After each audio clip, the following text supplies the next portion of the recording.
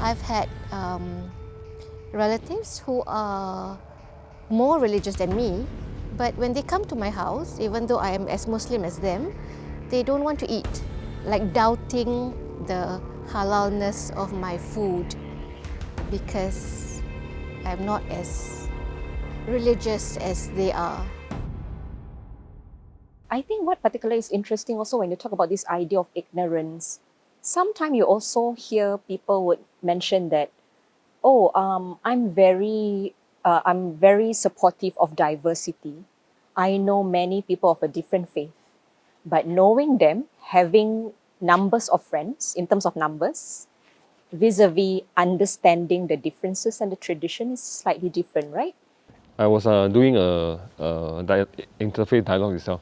So I was telling them more about the Taoism aspects and about 7 months. Okay, so our 7 months, people have a stereotype, it's a ghost month, where in Taoism actually we release all the ghosts from the hell. It is not true. So there was some misunderstanding. So one question was raised, and then happened that year, Ramadan, the fasting month was within that 7 months also. So somebody questioned, hey, how come you release all the hantu? We're supposed to be in fasting month. We're supposed to conceal them or confine them. I said, oh, then it caught me off guard. Okay, I seriously do not know the differences. So it stirred me up again to actually seek some understanding, and I went to one of my close friends from Harmony Center. Then I asked Mr. Hatan. Okay, so I asked him to explain to me what actually the significance of fasting months and the issues of this between the Muslim ideas of during fasting months, all the hantu had to be concealed, while on our 7 month actually we release all the wandering soul and all those things. Okay, after I checked, and then on my side I also consult my own teacher also. So in actual aspects, both ways, then subsequently it helped me to explain further. So, I mean, if I can angle it back, your story is more about like ignorance, Yeah. and more context of religious ignorance. Yes. It's kind of useful that the person actually genuinely asks you like, what are the comparisons between these two, and that lead you to another new knowledge that you've learned, and you take it positively. So that's a kudos to you. During that time, Yeah.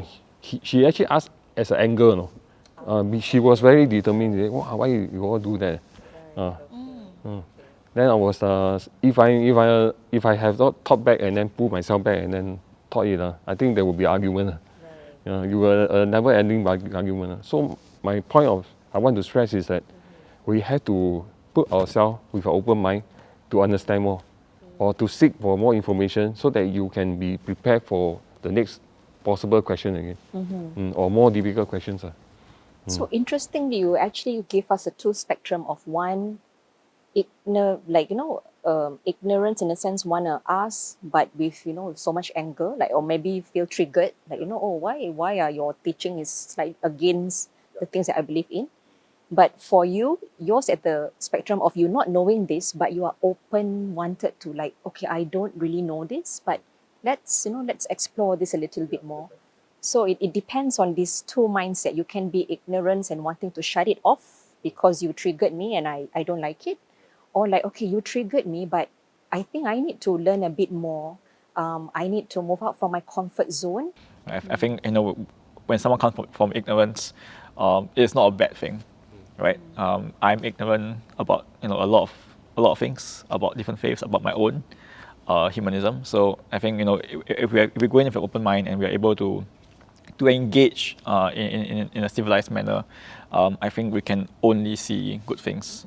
So whether or not we disagree or whether or not we don't fully see eye to eye, I think there's always room for civil discourse. And I think that example, that story, really exemplified that. There were a few times that I was bewildered myself because of the religious discrimination that I faced within my own religion, within my own family actually.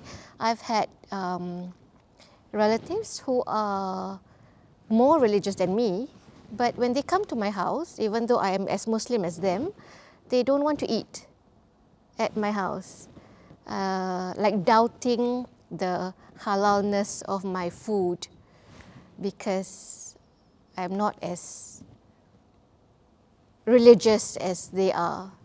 Yeah, so it offends me, but I don't say it because I don't want to create trouble.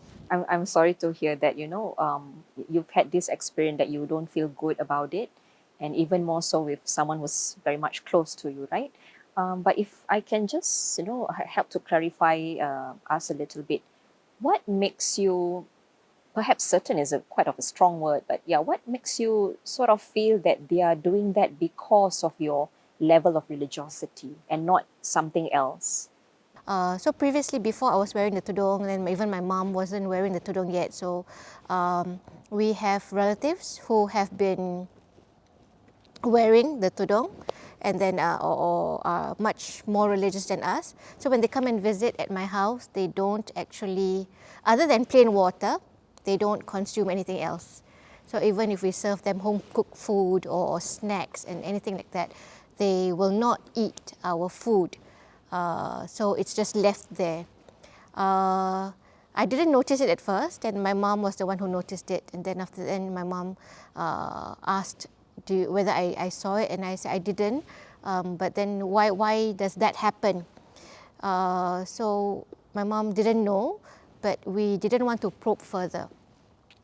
So years went by, and then we are all now wearing the tudung. But it seems that the relatives still don't eat at our house. They still just consume plain water, and that's it. It got me questioning because this relative will eat at my auntie's house. And my auntie also wears the tudung, but she has been wearing the tudung since long time back. And then I felt like, are you kind of discriminating against us? Are we not good enough for you? Are we not religious enough for you, and stuff like that? So my mom actually asked the relative, and he didn't answer. And then we kind of got the confirmation when we invited the relatives for my sister's wedding.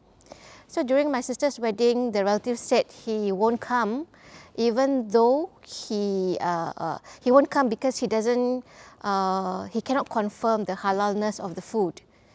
Yeah, even though the caterer was halal, the venue, everything was done according to proper religious terms. Yeah, I'm sorry to hear that you had to face that experience with someone who technically is someone's close to you and supposedly to be that pillar of support and be the one who will stand and have that more respectful relationship. Okay, so actually inside I feel hurt. I feel that already I am struggling every day to live the life of a good Muslim, of having to go through, every day wearing the tudung. It's very hot, and all that. Having to wear certain, the full garments and all that, and trying to teach to my kids the values that we practice, and we need to subscribe to. And then here, I'm trying my best to be the best of what I'm supposed to be. And here I have my own relatives not seeing me as good enough, or seeing me as maybe not even trying, not believing in us and judging us. Even though we open our doors, we welcome them. So it really doesn't feel good. If you talk about this idea of tudung, most times people will be thinking that discrimination only happened to people who wanted to wear. But you are also saying that you are facing different types of discrimination in the times where you are not wearing and also when you are wearing, right? Different situation, but the discrimination is still there. And also you brought up this another point about religious discrimination may not necessarily be about you against other faith or other religion. It is also something that happens within your own religious community because either you are religious enough and they cannot cope with your religiosity, or you are not religious enough that they felt that you are not closer to God or not closer to that religion. Any response to that in this idea of religious discrimination within your own religious community? Sometimes it's because of the competitions okay, within different religious organization or temples so called. So a lot of times it's like they will dictate that my deities is much powerful and all this thing, and there's no such thing as much powerful. Everyone practice on his own. So it always keeps on, as an individual, it keeps on undermining your confidence and your self-esteem, that you're not good enough a person as you thought you were, or as you're trying to be, you know. And it does, the idea of trying to guide someone to be a better person in that religion really takes a toll on me, because if you're trying to guide me to be a better Muslim, is this the way you do it? Because it doesn't make me feel good about wanting to do it. Yeah, so and here I am as a mother, I also want to teach my kids the proper values, the proper communication methods and all this, and then being treated like this, I am still struggling how best to then educate my kids, because obviously the way I'm being brought up is not good enough for some people. Yeah. Right. I think in particular, if we see, based on the sharing earlier, a lot of these incidents, when it happen, it is not only that it is not only triggers our mind, but our emotions, right? And psychologically, it also affects us.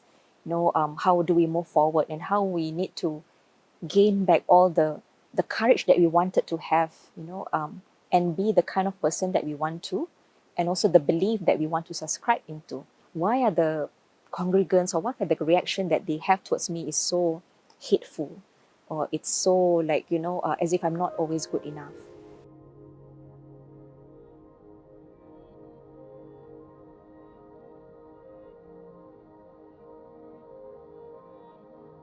Have you experienced something similar? Share with us your story in the comments below. And don't forget to like and share the video. Click the subscribe button below to follow our conversation.